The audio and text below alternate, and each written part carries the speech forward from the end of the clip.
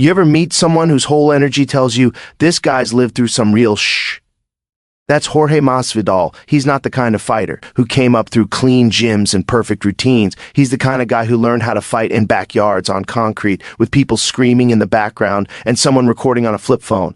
And that's what makes his story so insane, because behind all the fame, the three-piece and a soda memes, the knockouts, the swagger, there's a darker world he never fully left, a world of real street fights, a world of gang connections, a world where respect matters more than rules, a world where one wrong move can change your whole life. So today, we're not just talking about the fighter. We're talking about the man behind the chaos, the street king with a past that keeps trying to drag him back into the fire. Stay with this one, because once you see the real side of Masvidal, you're never going to look at him the same way again. You know, the crazy thing about Jorge Masvidal is that he didn't come from some polished gym, clean trainers, structured camps, or a childhood dream of being a world champion. He came from the dirt, the streets of Miami, the kind of environment where you don't get taught discipline, you get taught survival. And long before the world ever saw him walk into an octagon, people were watching him fight in somebody's backyard with a broken fence, a shaky cell phone camera, and Kimbo Slice standing right there like he was observing a young predator in the making. Masvidal wasn't fighting for fame back then. He wasn't thinking about titles. He wasn't chasing clout. He fought because that was the environment that built him. When you grow up in a neighborhood where confrontation is normal, where throwing hands is part of daily routine, where losing a fight means losing face, you don't become a fighter by choice. You become one because the streets don't give you another option. And you can see that in his style even today. The rawness, the grit, the looseness. There's no manufactured polish. Masvidal fights like a guy who learned how to throw punches in parking lots and run from cops for fun. It's this energy, this real lived-in, rugged energy that made fans fall in love with him. He wasn't pretending to be a gangster. He was actually living the life. But that kind of upbringing doesn't just build a fighter. It builds a mindset. The kind that says, if I survive this world, I can survive any world. And trust me, that mindset shaped everything that came next. Jorge Masvidal doesn't just have a street fighting background. He has actual felony charges attached to his name. And the wild part is, none of it surprised anyone who really knew him. When you grow up the way he did, trouble doesn't come as an accident. It comes as a routine. Masvidal has been involved in fights that never made headlines and situations that could have ruined any other fighter's career before it even began. Altercations, arrests, police incidents. The guy has seen the inside of handcuffs more than once. And every time these stories leak, fans act shocked. But honestly, it fits him perfectly. This is a guy with a temper that can go from 0 to 100 faster than a lightweight jab. Someone bumps him at a club, someone talks trash at a gas station, boom, he's swinging before you blink. It's not a tough guy act. It's pure conditioning from years of surviving on instinct. And because of that environment, Masvidal always walked the line between being a professional athlete and being a dude who could end someone's night in a parking lot because they said the wrong thing. People respect his authenticity, but they forget the cost of that authenticity. He wasn't raised in a world of second chances. His world teaches you one rule: handle things yourself. No coaches, no lawyers, no management, just react. So when you hear about his arrest records, when you hear about charges, when you hear about late-night altercations, you're not hearing about a fighter making mistakes. You're hearing about a man who is still carrying the survival instincts of his old world into the fame of his new one. And that old world never really leaves you. You know, it's wild how sometimes you forget these fighters aren't just characters on your screen. They're real people with real tempers, real pride, and real history. And with Masvidal, that line between the professional world and the street world was always razor thin. Then you get that moment, the night he caught Colby Covington outside the steakhouse in Miami. That wasn't a sports rivalry anymore. That wasn't hype for pay-per-views. That was personal, the kind of personal that goes back way before the bright lights and ESPN cameras. When you listen to all sides of it, you realize it wasn't even about winning or losing a fight.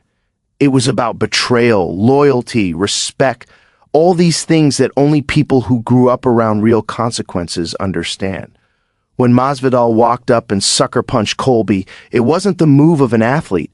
It was the move of a guy who still responds to disrespect the same way he did when he was 15 years old trying to survive Miami streets. And you can judge him for it, sure. It wasn't smart, it wasn't legal, it wasn't strategic, but it was honest. It was a pure, unfiltered reaction from someone who never learned the corporate version of conflict. He only learned the street version. The MMA world exploded. Fans were divided. Some said he crossed the line. Some said Colby earned it. But the truth is simple. Masvidal didn't break character. He is the character. He's not pretending to be a street guy. He's a street guy who learned how to fight on TV. And when you mix that history with fame, something is bound to blow up.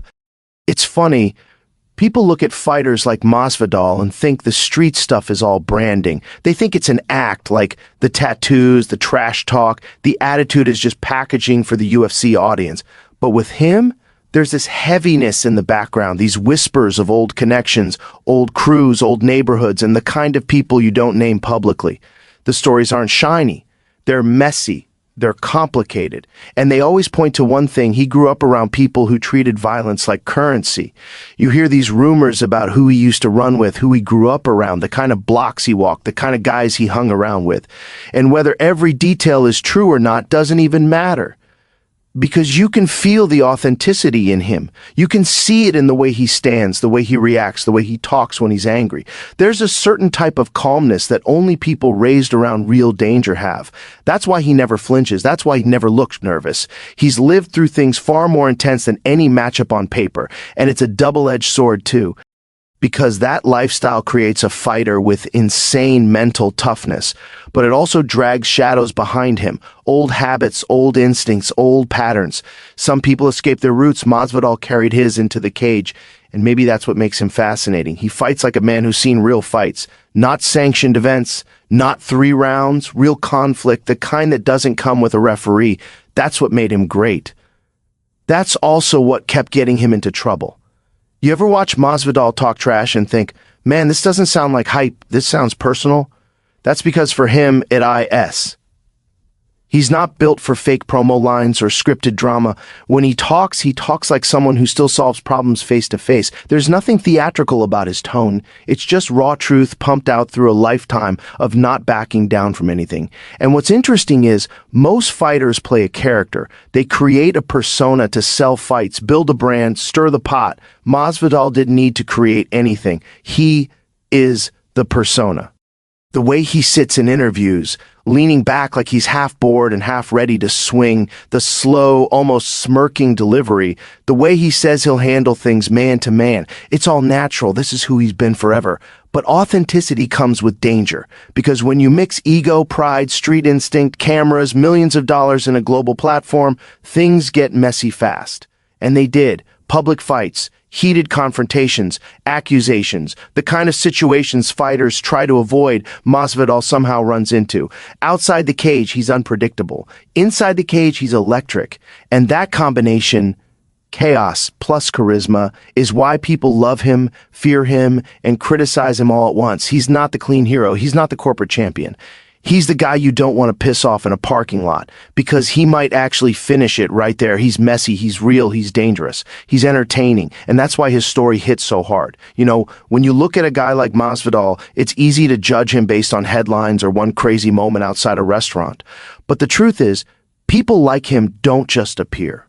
They're shaped by their environment, forged in chaos, sharpened by survival, and carried through life by instincts most people never have to develop. And that's what makes him such a fascinating character. He's not polished, he's not corporate, he's not trying to be a hero or a villain. He's just real, raw, unapologetic, messy, unpredictable. And that's why people can't stop watching him. So tell me what you think. Is Jorge Masvidal a product of his past? Is he the street king who never changed, a fighter who stayed too real for his own good, or just a guy trying to survive the only way he knows how? Let me know your thoughts in the comments. And if you enjoyed this breakdown, hit that like, share it with someone who loves MMA drama, and subscribe, because there are a lot more insane stories we're diving into. And this is just the beginning.